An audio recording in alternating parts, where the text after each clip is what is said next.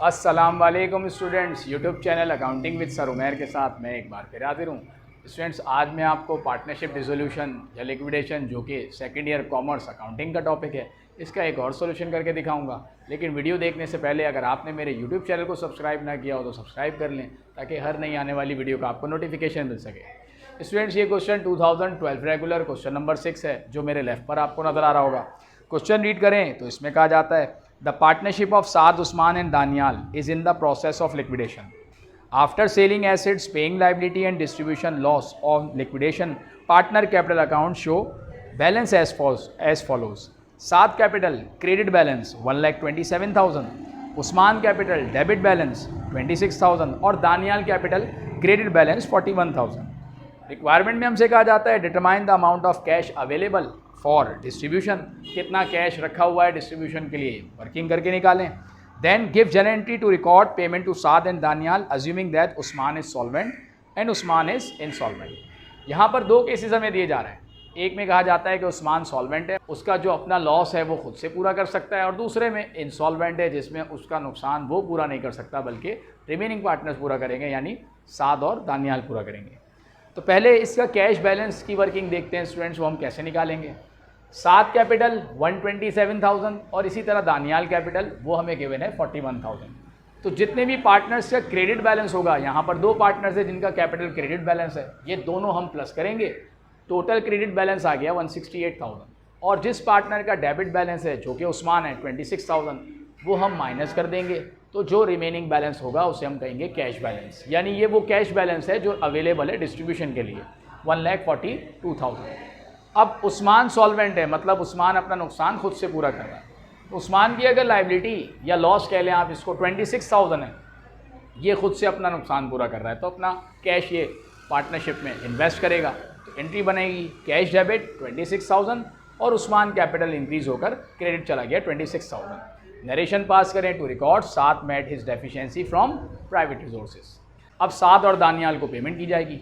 तो साद का कैपिटल 127,000 था, साद का कैपिटल डेबिट चला जाएगा 127,000 से, क्योंकि पार्टनरशिप खत्म हो रही है। इसी तरीके से दानियाल का कैपिटल 41,000 था, वो भी डेबिट चला जाएगा क्योंकि पार्टनरशिप खत्म हो रही है। और टोटल जो कैश पे किया जाएगा वो 168,000 पे किया जाएगा दोनों पार्टनर्स को। उसमें 142,000 तो कैश पहले से रखा हुआ था, और प्लस 26,000 जो उस्मान ने अभी और इन्वेस्ट किया, जो कि मिलाकर 168 हो गया। वही 168,000 हमने दोनों पार्टनर्स को पेमेंट कर दी। उस्मान को तो कुछ भी नहीं मिलेगा, क्योंकि उसकी जो इंसॉल्वेंसी थी वो अपनी मीट कर ली उसमें। देन नेक्स्ट केस में कहा जाता है उस्मान इज इंसॉल्वेंट। उस्मान अपना नुकसान खुद पूरा नहीं करेगा, रिमेनिंग पार्टनर्स पूरा करेंगे। 26,000 का उस्मान का नुकसान है, और यहाँ दो पार्टनर्स हैं और कुछ नहीं बताया गया एग्रीमेंट में कि पार्टनरशिप में प्रॉफिट लॉस कैसे डिस्ट्रीब्यूट होगा। तो इसका मतलब इक्वली डिस्ट्रीब्यूट होगा। इसका मतलब 26,000 अगर उस्मान की इंसॉल्वेंसी है तो 13,000 ईच पार्टनर उसकी डेफिशिएंसी मीट करेंगे। इसका मतलब साद और दानियाल का कैपिटल 26,000 मल्टीप्लाई 1/2 यानी हाफ 13,000, और इसी तरीके से दानियाल भी 13,000। ये दोनों अपना कैपिटल रिड्यूस करेंगे और उस्मान का कैपिटल इंक्रीज हो जाएगा 26,000 से। नरेशन पास की to record Usman deficiency meet by Saad and Daniyal.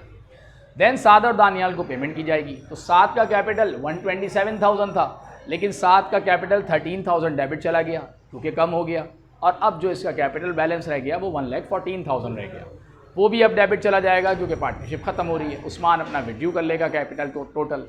इसी तरीके से दानियाल का कैपिटल 41,000 था, और दानियाल का कैपिटल 13,000 डेबिट गया, मतलब रिड्यूस हो गया। अब रह गया 28,000, वो 28,000 भी डेबिट चला गया। टोटल कर लें दोनों का तो ये टोटल दोनों हो गया 142,000। दोनों पार्टनर्स को कैश पे किया जाएगा 142,000। ये वही कैश बैलेंस है जो हमने वर्किंग करके निकाला था, 142,000। नरेशन पास कर दें to record paid to partners. दोनों पार्टनर्स को हमने पेमेंट कर दी। यहाँ पर स्टूडेंट जो कैश बैलेंस का अमाउंट है वो इंसॉल्वेंसी के अमाउंट जो कैश की पेमेंट कर रहे होंगे उसके बराबर आ रहा होगा।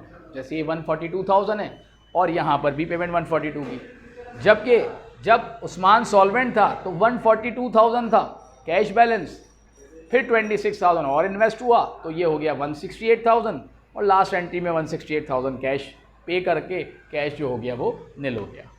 तो स्टूडेंट ये दो मुख्तलिफ केसेस थे, जिसमें एक में पार्टनर सॉल्वेंट और एक में इंसॉल्वेंट था। इसमें हमें तमाम एंट्रीज पास नहीं करनी थी, सिर्फ जो पार्टनर्स की सॉल्वेंसी जो खुद पूरी कर रहा था वो, और कैश पेमेंट की एंट्री। इसी तरीके से जिसमें वो अपना लॉस पूरा खुद नहीं कर रहा था, दूसरे पार्टनर पूरा कर रहे थे, जिसमें दूसरे पार्टनर ने उसकी इंसॉल्वेंसी मीट की वो, और कैश पेमेंट की एंट्री, यानी दोनों में दो एंट्रीज हमें पास करनी है। तो स्टूडेंट, मुझे उम्मीद है ये कॉन्सेप्ट आपको समझ आ गया होगा। अगर आपको मेरी वीडियो पसंद आए तो मेरे चैनल को ज़रूर सब्सक्राइब करें।